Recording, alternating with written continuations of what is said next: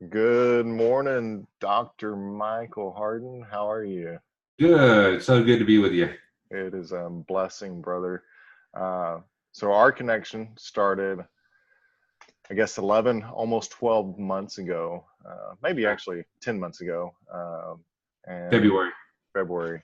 Yeah. So coming up on a year at the WindShape Marriage Adventure Retreat. I'm both out there getting trained to be facilitators. And then lo and behold, come to find out we have all these deep mutual friends, not acquaintances, but like deep mutual Oh friends. yeah. Uh, Well, so we it's were just, already Facebook friends, and we didn't even, we didn't know well, when you have 3,000, over 3,000 it. friends like yourself, Yeah. it's like, who's your friend? Yeah. But, uh, and then lo and behold, the mutual interest in Francis Chan's We Are Church That's intensive right. we had attended. So I'm just pumped to have you on here this morning to share about marriage and relationships. And but if you will just take another 30 seconds to introduce yourself, your wife, your family, Sure. and who you are. So, I'm Michael Hardin. I received a PhD in marriage and family therapy back in '04. I've been married. This coming January will be 26 years. Wow. We've raised two children. Our daughter is 22 and just graduated from college, and our son is 21 and still in college. Wow. Let's see. I've worked at Lubbock Christian University for 15 years, and it's been wonderful. So I get to be around young people all the time, and the topic that I'm most known for teaching is on marriage. So I get to help people with their relationships. So what year did you finish your doctorate? '04. Oh, four. So I guess our connections go back to Lubbock Christian University and all the relationships that are big interweb because I left Lubbock Christian University in '03. Okay. Just barely missed you. Yeah. And so we're going to dive into a little bit of love, courtship, dating, marriage. What would you say is a lesson if you could go back 26, maybe even 30 years ago? What is a lesson that you wish that you could go back and teach yourself? I think it's pretty unique. Where I was trying to leave El Paso, move to Lubbock. My parents had both been married and divorced 3 times. So early in life, about 30 years ago, I was thinking, I want to figure this stuff out. I want to really explore what makes relationship work. I hadn't seen something work, but I figured it was out there. So when I came to Lubbock Christian University in '88, the idea was I need to find out who I am. I need to figure out how to be in relationship. So it's a unique situation in which I really believe I started off on this search like I would recommend to somebody else. Get to know yourself and get to understand what relationship is all about.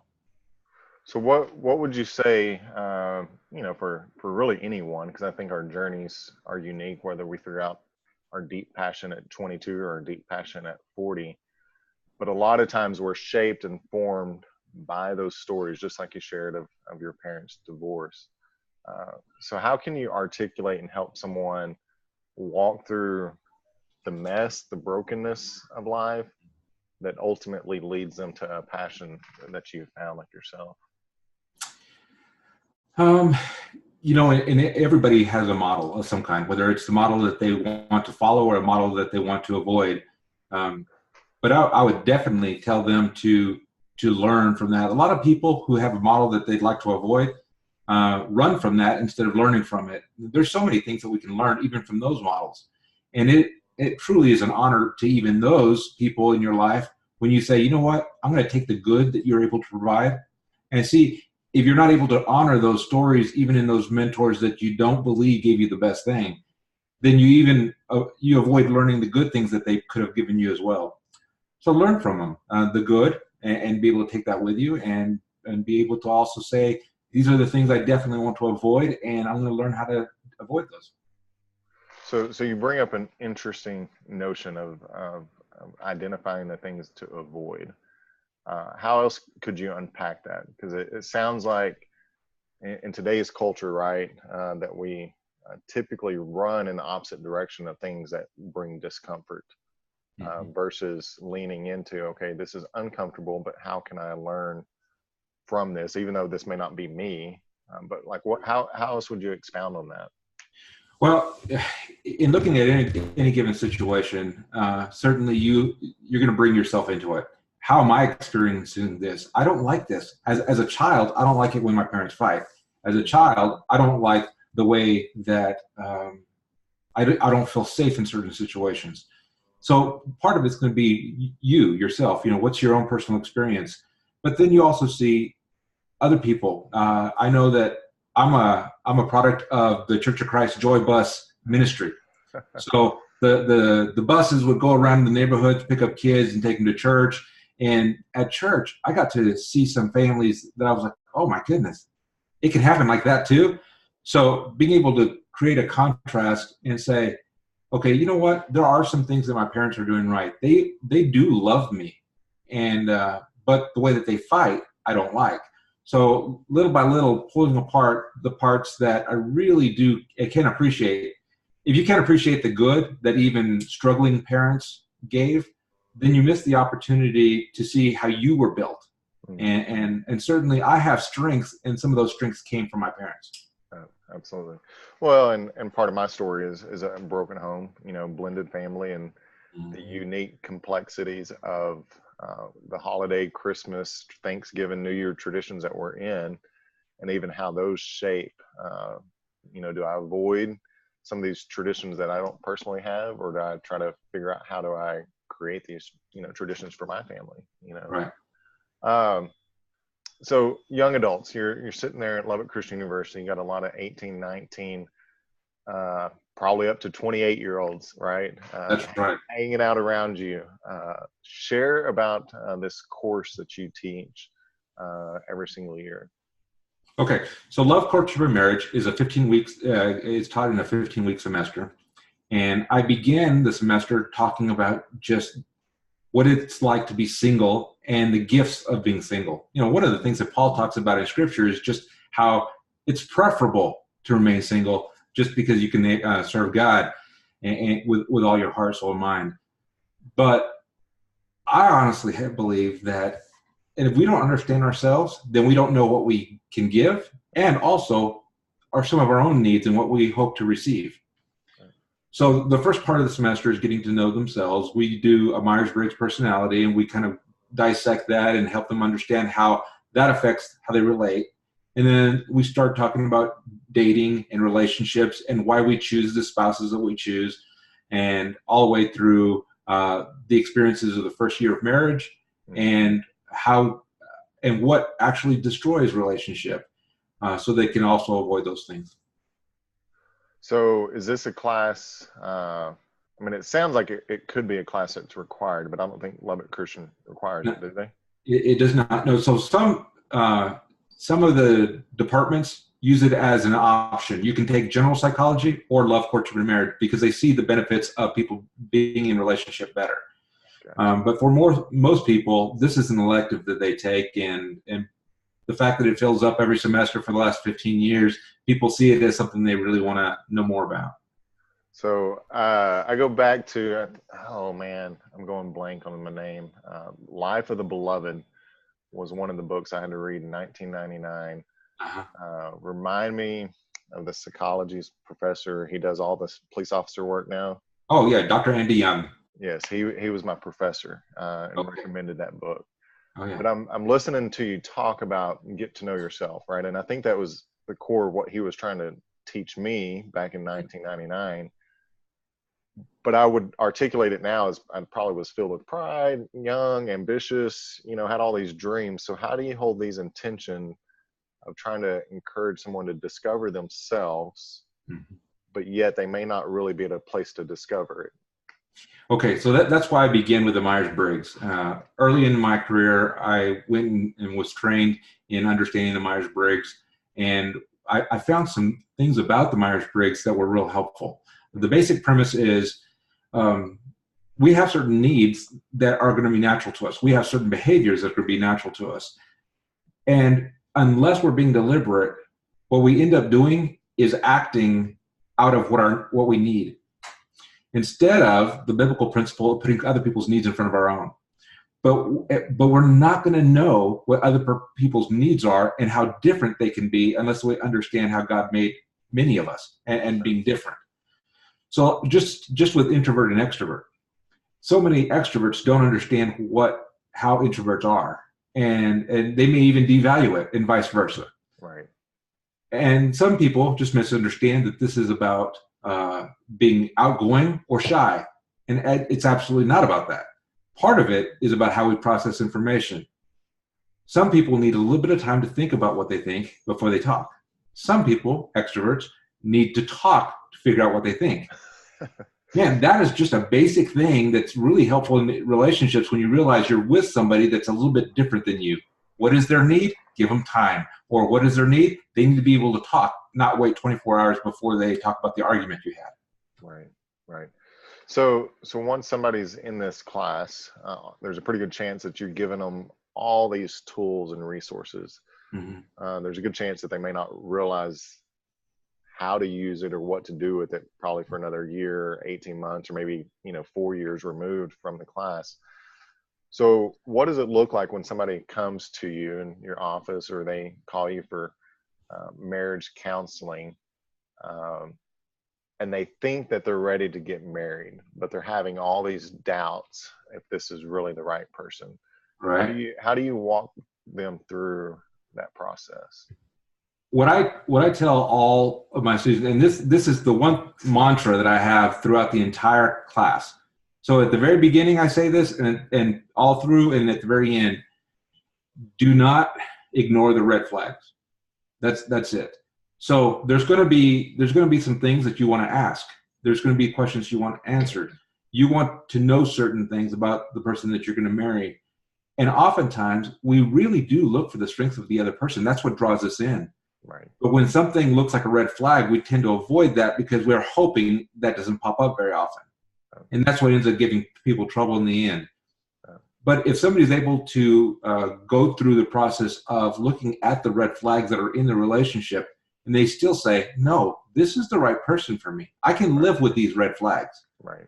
I can live with these things because I can see that my future spouse has dealt with some of these red flags. Then they can go in with a little bit more confidence. I tell them over and over, you can't expect that there will be change. You have to go in knowing that the way it is what they should expect. If they're hoping for change, it can't be a guarantee. So what are those red flag questions that you ask?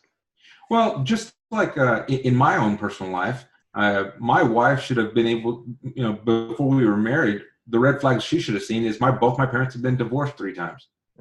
So she would have said, so tell me how that affected you. And she should have been curious about how I'm going to be different than that. And through the conversation that we would have, she could feel confident, okay, these are things that I've dealt with. But if all she can see is resentment and hate in me, then that's another red flag. Right. Well, and the red flags continue, right? An alcoholic father, codependency. We can go down the list, like sexual abuse in a relationship, promiscuity, that happen, starting in middle school or high school. That's right. So you take any number of these topics. What do you do with it to really help them kind of go deeper with it? Okay, so one of the assignments that I give them, and I don't tell them I want them to actually use this, but they create a job description and a job application for their future spouse. And so I actually want them to format it just like a job application. So the questions and then I want them to explore their questions. Why are you asking that? Such as, have you ever been sexually abused? That's a great question. But yes and no doesn't answer whether or not this red flag has been dealt with. Right. So Absolutely. they could turn in a question like that, and I would still say dig deeper. What is the question that's really going to get to the answer that you're looking for?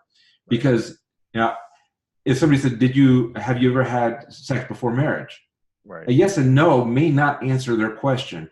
So so the whole process of going through that application is to help them dig deeper and actually get to the question that they're looking for. One of the ones that's most important to me that I want to share with young people is asking the question of whether or not somebody is Christian. People could often say, "Are you a Christian?" Yes. And then that's good enough.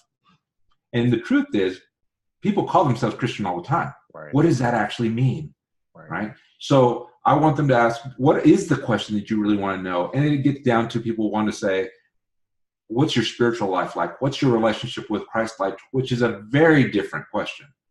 And so I help them to develop questions to really answer what they're looking for. So as you sit here and kind of speaking these things, what is a story or testimony that comes to mind of somebody over the 15 years of now teaching this class that they've come back to you, right, and said, thank you so much, or I should have listened to you then? Right. Absolutely. What are those stories, of course, in confidentiality? So sure. Okay. So I would say that out of all the things that students come back with, part of what I get the most thank yous about is talking about sex. Because when students come into my class, and these are freshmen, sophomore, juniors, seniors, I mean, so all different kinds, inevitably, when we spend 2 weeks just on sexuality. Okay. And at the end of that section, but also at the end of class and later in life, what they come back to me saying is, we never had such an open discussion about sexuality. You know, young people are so curious about themselves, about sex, and they end up going and Googling things that aren't helpful, or they go to friends that don't know any better. So the 2 weeks that we spend on this has really made this class, it's given it a reputation that people come and get the whole experience, but some of them come specifically for the deep conversation, and they say, you know what, I had such a different view on sexuality. I did not realize, or it wasn't at the forefront of my mind, that this is created by God and it could be good. So I hear that the most often from people in the class and out, and who've left and come back. So let's unpack some of those things. So it's a 2-week class. What are the various topics, and then let's take some of the topics and go a little bit deeper with them. Okay. So I mentioned sexuality. I mentioned being single and figuring out yourself. Qualities of a successful marriage is one of them. How to divorce-proof and affair-proof your marriage, and how we find a mate. There's a lot of research on how we gravitate towards certain people, why we gravitate towards certain people, and that's a good way of doing it. So we spend a lot of time on that as well. Well, so specifically on the sexuality, what are the nuts and bolts of what you're teaching them, that if somebody's watching this and they're looking for a 2-minute, wealth of wisdom, because sexuality, right, is this can of worms. It is. But what does it really mean when you're trying to engage somebody who's single, they're about to be married? What are the tools that you're giving them? Surprisingly, I start off with all the research from Masters and Johnson. Okay. Because that stuff came out in the late 60s, early 70s, and not a lot of people go back to it. But their research, the foundation of their research was, we just want to find out, how do our bodies react? Well, I take that and go into this class and say, how did God create us? There are researchers who have looked at how our bodies respond to sexuality and how people can come to enjoy a relationship, or how sexuality can stagnate. We have that research. And coming into this with the understanding that God created this, let's understand how God created us. Right. And so it's what we're not trying to do. And I tell them at the very beginning, I am not going to give you another talk about STDs. I'm not going to give you another talk about how to prevent pregnancy. That I think our society teaches, when they say sex education, they either mean don't get STDs or don't get pregnant education. Right. What I want them to know is how our bodies function sexually, how they respond to sexual stimuli, and the best environment for that to grow in. So our focus is on what helps us to become more ready for human connection. And certainly we know that the emotional component of a relationship and how connected people feel to one another can really enhance a long-term relationship that's sexual. Absolutely. So a couple, maybe that's gone through this class, and they come to you a year later and they're struggling with their sexuality, and right, it could be a number of issues. What are those issues that you've seen after they've gone through your class? They're 18 months into their marriage, and they're like, man, Dr. Hardin, something's not working the right way. Right.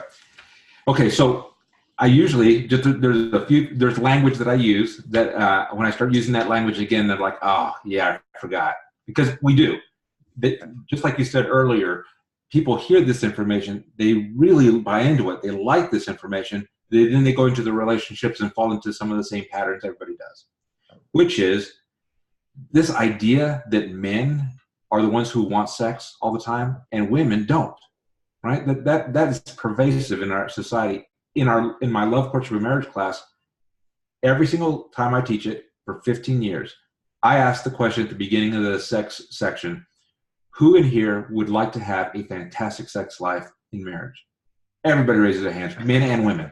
It doesn't change. Right. So what changes after marriage? Well, it's almost like when we get married, there's this idea that, well, now that we're married, we should be able to have sex whenever we want. But people stop working on the components of the relationship that really enhance their emotional connection, their spiritual connection. So in dating, we tried to do those things, and it leads to us really having a difficult time not being sexual because we're doing all the right things. But in marriage, we stop dating. We stop really nurturing each other, and we expect that we're still going to want to be sexual just because it's an activity that everybody should like. Right. Right. Instead of it being an activity that all people should like, I try to help them understand that this is really an outgrowth of a healthy relationship. When they nurture the relationship well, they take good care of the relationship, then the other people, what's natural, the way God created us, is that we're drawn to one another. So just like any guy, even with the information or without the information, what a guy ends up doing is groping his wife way too much. So that he sends the message, I want sex, instead of sending a message, I want you. And so a woman will push that away because it seems like he wants her to do something for him instead of him coming to her saying, I want to do something for you. More and more, I believe men need the message, this is something you give, where I think men are raised in our society saying this is something you get. Right. But likewise, I think women should be getting the message, this is something you get. It's not just something you give.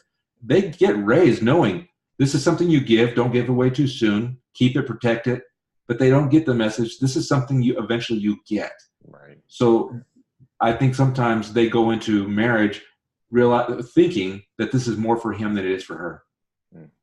And that's some solid information. And specifically on the males, right, who think that sex, you just walk in the bedroom and it just happens, versus that, I think there's a book out there, I could be just making this up, that sex begins in the kitchen. Oh yeah, right.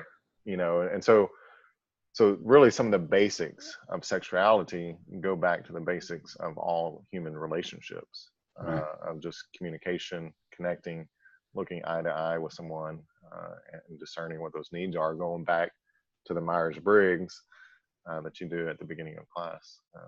So that's good. Right. It's good. So you've been married 26 years. Correct. What would Jennifer add if she was on here listening in? Oh, I asked her a few questions last night. Let me think if I can remember what she said. We talked about that first year of marriage and what we might tell a first year married couple. Mm-hmm. And one of the first thing I thought of as far as what would I tell somebody who's been married 1 year, and it would even go beyond the relationship, because there's so much about life and you're going to live it together. I would say start a retirement plan. Learn how to live on one income. I would say really work hard at trying to figure out how you connect sexually. That's a great thing that first year, which then leads me to say, you know what? Don't get pregnant for another 2 years. No, wait and just be just together and really develop a foundation of the couple before you add more people to the family. And when she thought about the same question, she talked about really developing that friendship, spending time together, and really believing that one of the things that helped us so much that she would want to give first year married couples is find ministry to get involved in together. That is one of the things that strengthened our relationship the most over the years, is finding ways that we served in the church and outside the church together. Right. I love the retirement plan, thinking long term, right? Because that first year of marriage, you're just like, oh man, long term is like nowhere even in sight until you have 4 kids, and 15 years later, it's like, oh no. That's right. Now you're catching up from behind. And even what you said to the point of learning to live on one income, it's not necessarily a truism that everybody's going to be a stay-at-home wife. That's right. But man, how much more leverage does that give you if you can be disciplined, right? Because everybody wants to go on vacation. Everybody wants to fulfill some dreams and save some money. But the reality is so many people lack that short-term discipline of like, oh, we can do this. That's right. That's good. Man, that would have saved Jessica and I, not necessarily pain or heartache, but we look back on our 5 years of being in Las Vegas, knowing that she was going to stay at home. And we were frugal. We always have been. We still are. But we've taught ourselves now, like, man, how powerful would that have been if we could have saved your income? And we could have. Right. When you're young, the first time you have money, you want to buy the cars and the houses and everything else. Right. But you're not used to having that much money. You could actually live on one income. Right. And especially, so many students coming out of Lubbock Christian, Abilene Christian, or any university, I mean, they have debt. Oh, yeah. But they put the minimal monthly payment down on their debt. That's right. Man, there's so much wisdom in that. And I didn't expect to go into the financial piece of it, but constantly, I mean, I was working in a session this week with a couple, but there's so much stress and tension in their marriage because they're up to their eyeballs in debt, so that's so powerful, so good. Some of the best wisdom that I received early on when I was getting my doctorate, what I ended up doing for my dissertation is I followed 13 widows for 7 years. From the time that their husbands died for 7 years, I followed them, and that was what I wrote on. And we were sitting in a coffee shop, all of us together, and it was one of those Fridays where they were eating cake because it was somebody's anniversary, with their husband, and they were laughing and they were crying and just telling stories. And one woman said, it turned into a moment in which they were giving me advice. And one woman said, I have tons of money. My husband worked hard and really set me up. She said, but I wish I had less money and more photo albums. And, and she just said, we didn't live life together. And some of the things is we spend our time creating careers and working hard and not living life together. Like you said, going on vacations, if you lived on one income, you could go on a lot of vacations. Right. And then you have these photo albums of all these memories, the things that you did together. You develop a friendship and you develop a bond. And she said, I didn't get that. All I got was a hardworking man I was absolutely in love with, but no memories. And that was big to me. So from the very beginning, Jennifer and I have taken vacations every year, and being able to live more on one income has been the way that we did it. Right, and that's good. So, what thoughts, suggestions? You serve in the local church as an elder, and you see and hear the stories of men and women who serve in the ministry or who are pastors, who are servant leaders, Mhm. what thoughts or ideas do you have for them in the context of their marriage and in the context of their ministry? It would be the same thing that I would tell parents, which is the children are secondary, right? The marriage is primary. And then going into further, then God is before that. So God first, then the marriage, then everything else. There's so many people who pour themselves into ministry and then their marriage falls apart, which inevitably then ruins their ministry. If they're working on their marriage and they're in ministry together, then they're growing in their ministry and growing in their marriage, and that's sustainable. So many of us get so focused on what we're doing, we lose sight on who we're being. That's good. So coming to the close of 2018, really quick, and 2019 will start. What projects are coming down the pipe, and what would you like to share? If these three things, I asked my wife these questions this morning, still waiting for my answer. What three things would you like to accomplish by the end of 2019? At the end of 2019, well, I'll be turning 50 this next year. Oh man! So part of it is health. I'd like to probably drop 20 pounds. Part of it is travel. Jennifer and I, like I told you, we're going to be in Spain for 4 months, and it's really a cool deal. So we're going to be teaching abroad, and we'll be teaching Monday, Tuesday, and Wednesday of every week. But 4 days out of the week, we can travel. So we'll be going all over Europe and experiencing that together. So that's something I definitely want to accomplish, and we're going to have a blast doing that. But I'm starting to write more also, whether it's for blogs or just getting some of the information out that I've done over the last 15 years. I'm in a part of my career now in which I've really honed what I do, and I'd like to now start sharing it. Cool.